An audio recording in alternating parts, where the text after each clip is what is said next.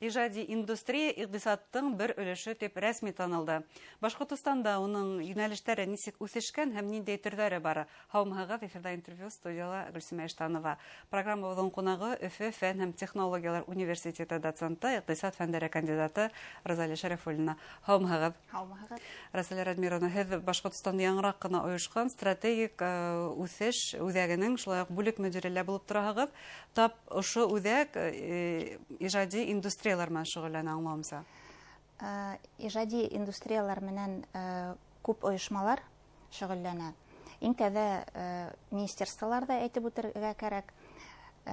Тәүсиратта ул иqtisadi үсеш һәм инвестицион сәясәт министрлыгы, мәдәният министрлыгы, фән һәм белем министрлыгы, шунан Министерство цифрового развития государственного управления, сәясәт, энергетика һәм инновациялар министрлыгы, туризм һәм эшкуарлык министрлыгы һәм башкалар инде бөтен министрлыклар. Шулай ук мой бизнес үҙәге, шул мой бизнес үҙәгендә мой креативный бизнес дигән тармак бар, улар да шөгыльләнә.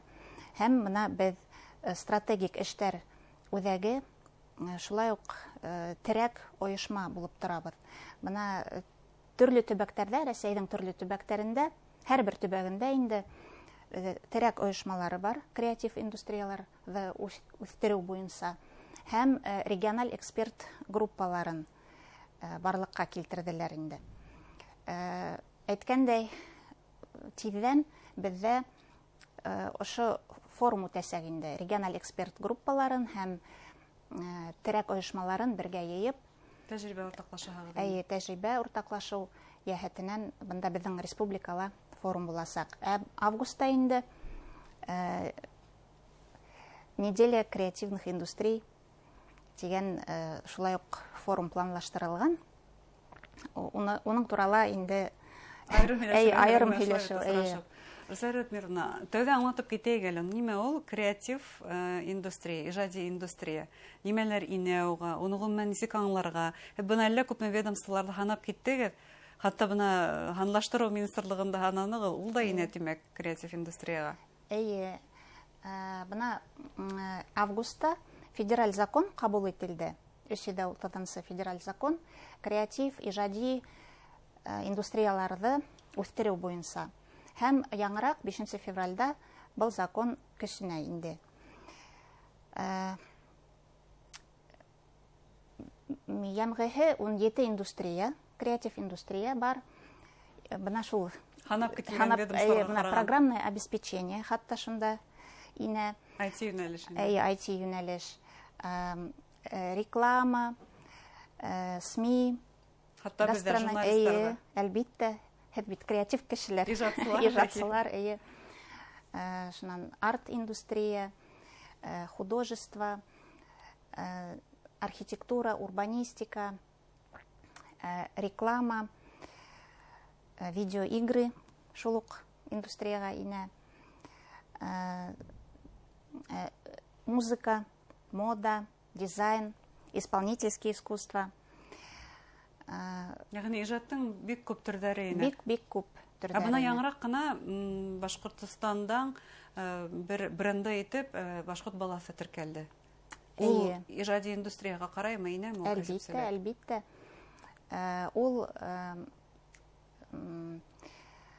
народные художественные промыслы и ремесла тигән индустрияға инә. Беҙҙә әлбиттә теркәлгән ойошмалар булһа, улар федераль субсидияларға, федераль гранттарға ла,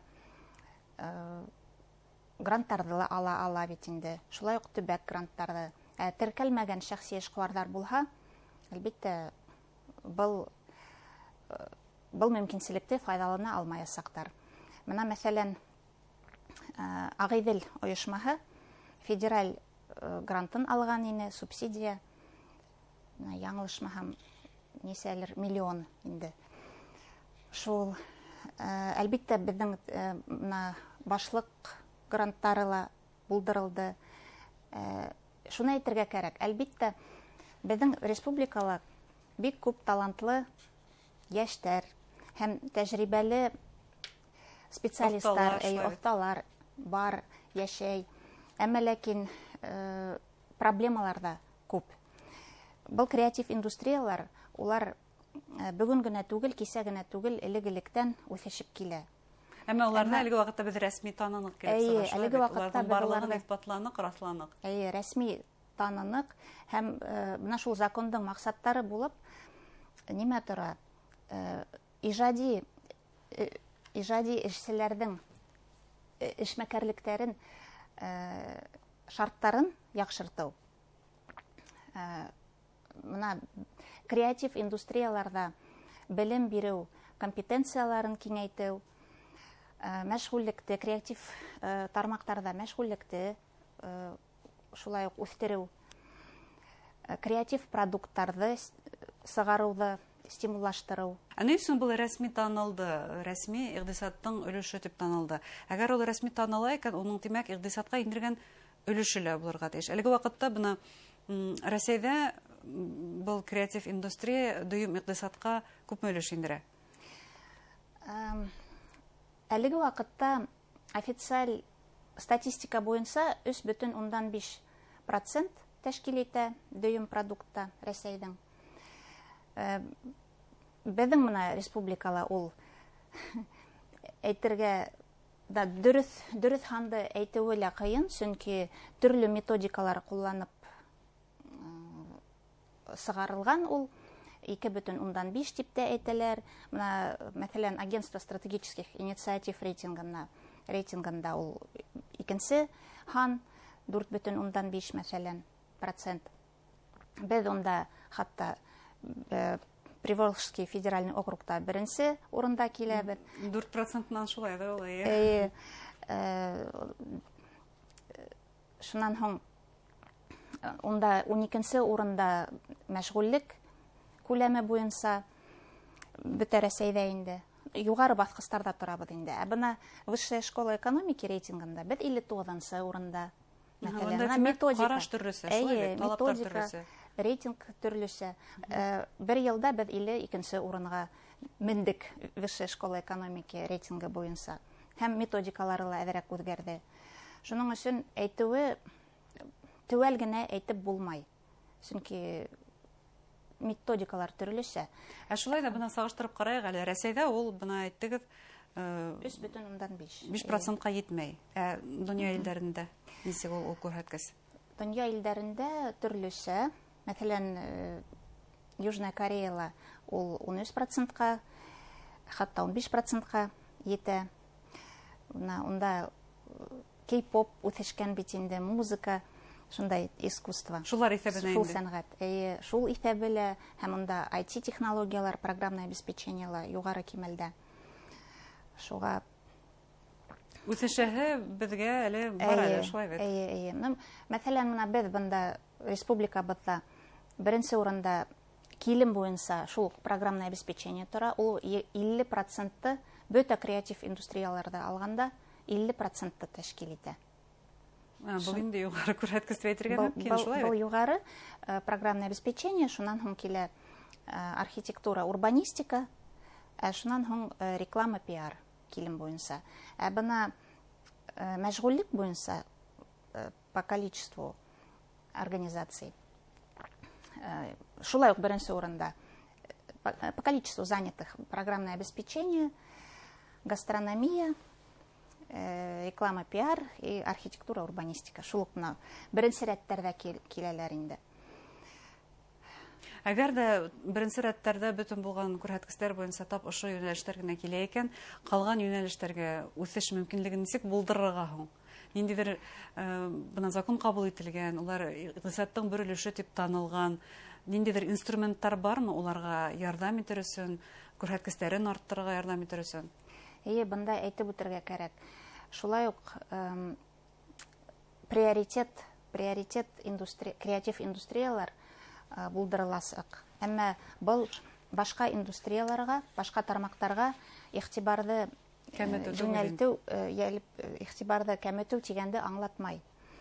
Әлбиттә, һәр бер иҗади индустрия игътибарга лайык булырга тиеш һәм буласак та дип өметләнәбез. Бына һез субсидиялар тураһында әйткәнегез, гранттар тураһында. Демәк, теркәлеү үзенең иҗади индустрияның бер өлеше икәнен раслау, ул шундый субсидияларга дәгъва итәргә бер мөмкинлек бирә. Әлбиттә, әйе, субсидияларга, һалымдарҙың ташламына, һалымдарҙың кәметергә... Ташламалар, әйе. Шунан гранттар, был федераль гранттар булыуы мөмкин, региональ гранттар һәм башка ысулдар.